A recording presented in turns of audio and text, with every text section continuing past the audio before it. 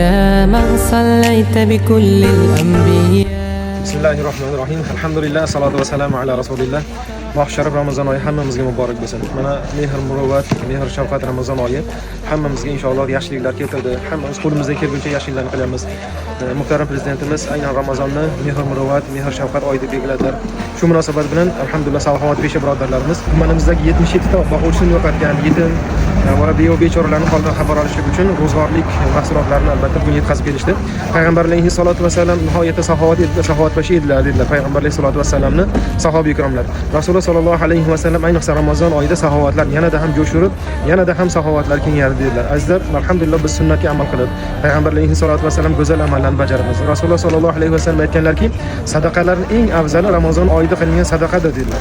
Alhamdulillahki mana shu hadisga muvofiq holatda birodarlarimiz Ramazon oyida sadaqalarning afzali, ya'ni savoblarning eng xayri beriladigan kunlarda mana shunday bir yaxshiliklarni qilmoqda. Qarang, Payg'ambar alayhissalatu vasallam kim Ramazon oyida bitta farzni bajarsa, boshqa oylarda 70 ta farzni bajargan savobni oladi. Kim bir ehson, sadaqat qiladigan bo'lsa, sunnat amalni bajaradigan bo'lsa, boshqa oylarda farz amalni bajarganlikning savobini oladi ham alhamdulillah.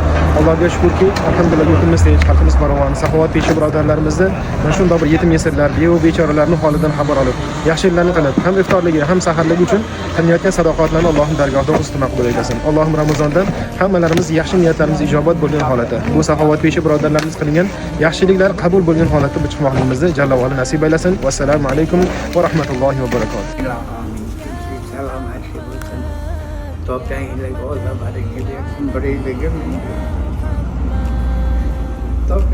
hamicha yaxshiligiga bersin.